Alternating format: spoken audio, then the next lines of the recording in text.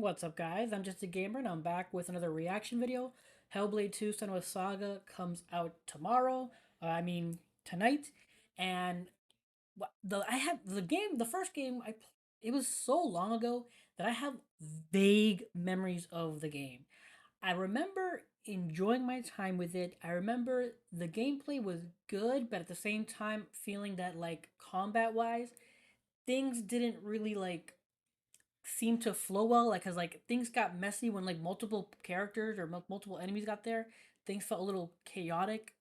I remember feeling that, and then obviously the main thing I think I remember is the ending. I remember the ending being like so strange to me because I'm pretty sure, again, if I'm remembering correctly, it ends with you fighting like an infinite number of spawning enemies, like female skeletal looking things, which ultimately culminates in what you finally going down, and it ends up being like either you kill the monster the monster turns out to be you, and then one of the burn people turns like is you, and you start walking away.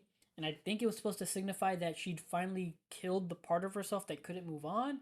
Like, again, it's so long ago, I have vague recollection, and that's why I'm watching this Hellblade, the story so far. So yeah, I'm excited. I want to refresh. So enough of me talking. Let's get into it.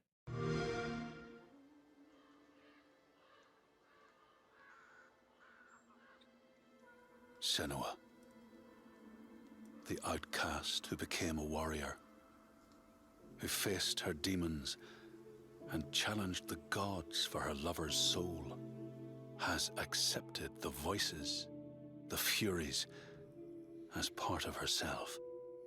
I remember that. Just like her mother Galena, she was not like other people. She saw and heard the world differently. Was that in the? I don't think that was in the first game, Her was it? father Zinbel told her she was evil, tainted by the sin of her mother. I think. Tormented and afraid, she retreated from the world. I think I remember that. Until love broke through like the rays of a new dawn. Like during the adventure, you would have In dialogue and Dillion's find stuff out. acceptance, she could live again.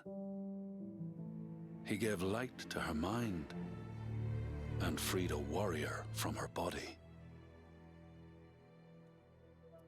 But the voice of her father stayed with her, reminding her of her curse. And when the plague came to her land, the people blamed Senua. She took her darkness with her, banishing herself to the wilds. So she was not there when the Northmen massacred her people and sacrificed Dillion to the god of hell. Alien, that was the name of her lover. Senua's torment was so deep that the world around her fell away. She took the head of her beloved, the vessel of his soul, and vowed to go to hell herself to save him. Through mist-shrouded horrors, she fought to find the secret path that would lead her to the very gates of hell. But the way was marked by fire and illusion. Senua had to fight the gods that guarded these paths and stave off the rot which threatened to consume her mind and end her life. That was the black stuff that every time Only you died, conquest could open the gates. like more and more corrupted you. Only blood would bring her face to face with Hela. Face to face with defeat.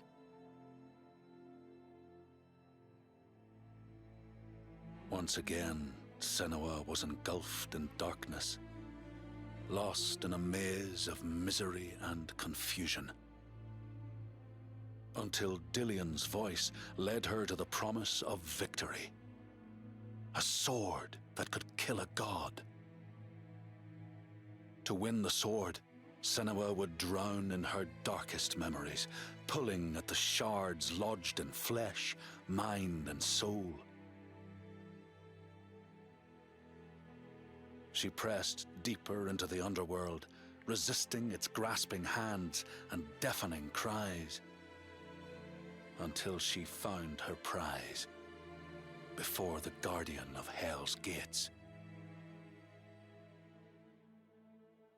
Senua released her rage, a fury that could not be stopped, not by savage jaws, not by waves of warriors, not by the pull of death itself. In defeat and desperation, Senua begged for her beloved's release.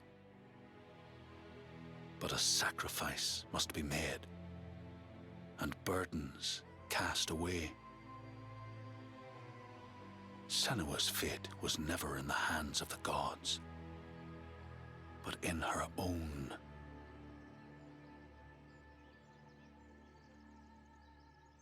Only she could choose, out of love, to live, to go on, and to take us with her.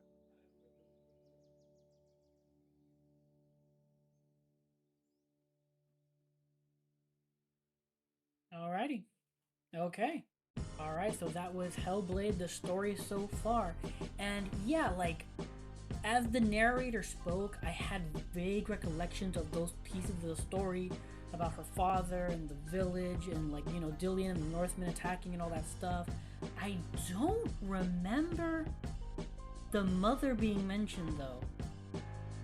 I don't, like, I must have missed that completely. Again, it's been so long.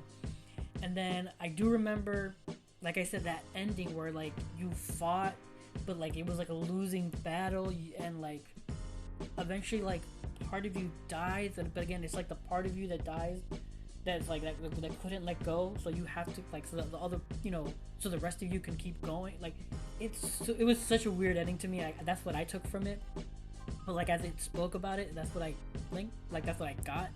But yeah, this was again a really good refresh to just give me back those little story details that, again, that I maybe completely missed altogether, like I said, about the mother, and then just refreshing me about the father and the village and how she was an outcast, tarnished, and all that stuff.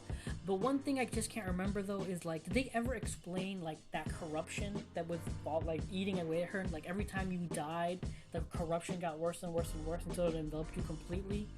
I can't remember if that was ever explained. Again, it's been so long. I mean, I don't think that's going to be a mechanic in the sequel. It doesn't look like it's going to be, but again, maybe I'm wrong. But one thing is, I am excited. I want to see where the story goes, and I also want to see, like, because again, like, in the first game, all these fantastical things were, like, you know, you took them as manifestations of Senua's mind. But in, like, the sequel trailers so far, it shows, like, actual giants and other things. So I'm wondering, like, are there things, you know, supernatural things actually happening at some points that other people can also see? Or is it, again, all, you know, Senua's mind interpreting it that way? That's what I'm curious about, if we'll dive into that at all. Regardless, I'm excited.